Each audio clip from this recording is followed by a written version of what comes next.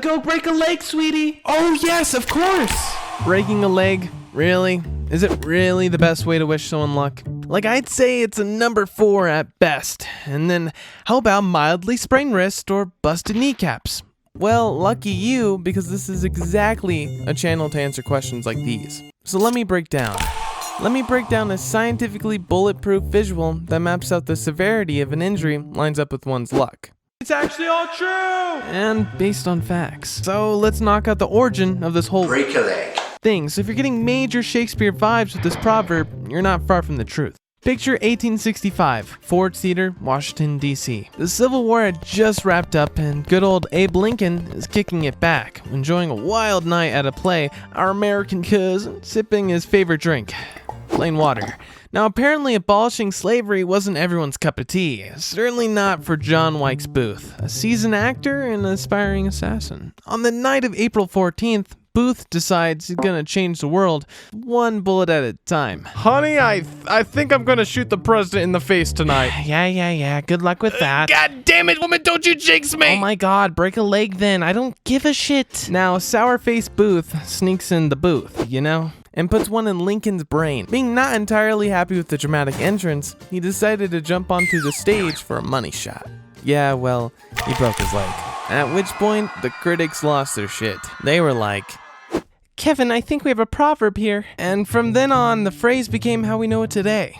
Wishing someone injury and physical pain. And for luck purposes, obviously. So you ask, how is this lucky? Well, did the shooter accomplish his mission? Yes, he did. But if the luck assessment depends on staying alive, well, then it might not be ideal as Booth was kinda shot later that week at his barn. Breaking a leg isn't necessarily an easy solution as there will always be a but hidden somewhere. Take the Soviet Union's last president, Mikhail Gorbachev, or simply Misha for his boys.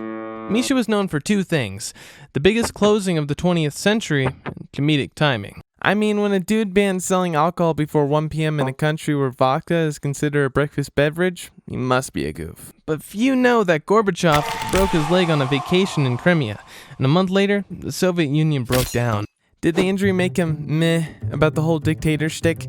Plausible.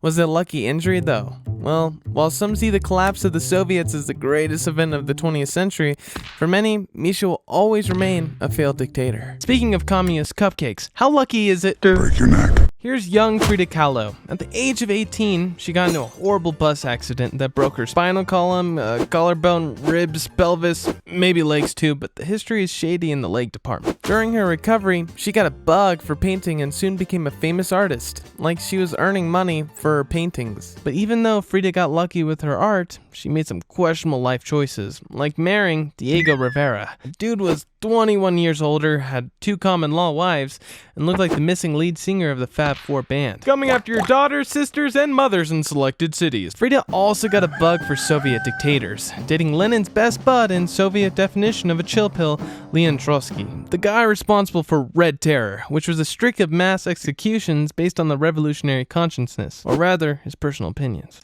And being so lucky at breaking necks and unlucky in love, Frida got a third bug, drugs and vino, passing at 47. Now what if instead Frida broke a toe?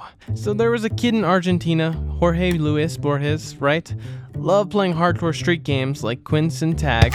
One day he goes and snaps a toe. Normal kid stuff. But this one is like, Dad, I think I broke my finger. Want to stay home and eat ice cream? Maybe spit in a jar? I don't know. Father, I want to read. What? Like I want to read all the books we have in the house.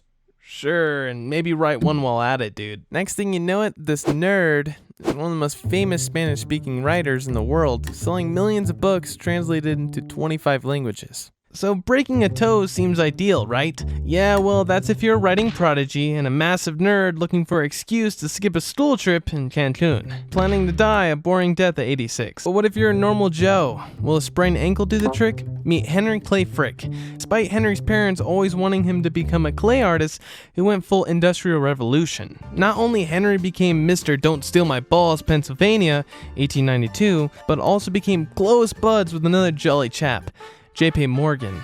These two found common love in stealing millions from American families and investing in large floating devices. Yeah, they had small dicks. But enough about the ladies. Let's talk about Henry's wife, Adelaide. During their romantic trip in Italy, Adelaide sprained her ankle Being a total drama queen Henry was, he wanted to make it about himself and canceled all the bookings. Coincidentally, one of the bookings was for this little investment called the Titanic. Knowing our boy Henry, he'd probably be the first one to jump on the lifeboats. But his wife, well, she clearly felt better off with an extra day in the Italian Riviera and bought some extra time for her husband too. 7 years to be precise. Now you're thinking, half, since the ankle seems to be the luckiest body part, shouldn't I want to break a foot or a heel, for instance? Oh, no! Once upon a time in ancient Greece, there was a child named Achilles. So his mother dipped Achilles into the ancient river Styx, which is like the Greek version of full body armor spray, because you know, moms are anal. She had enormous strength that she could hold a child just by his heel. But with great strength comes even greater stupidity, as his mother left that heel part untouched by the water. What a naive, dirty fucking! Fast forward to the Trojan War, this dude is on the battlefield, full beast mode, acting like a total cheat. Enter frat boy Paris, a Trojan prince, not exactly your frontline warrior, but a fuckboy and a good shot at that. Go for his eye, mate. No, mate, go for his dick. Oh, what the fuck? It was our last arrow, mate. Alright, how did he know it's his heel? Wait, did he fuck his mom? Yep, looks like even when you put all the luck in one tiny body part, the results stay the same. Death. But if you do get a chance to dip your son in an ancient river, go full coverage. And subscribe. Okay, thank you.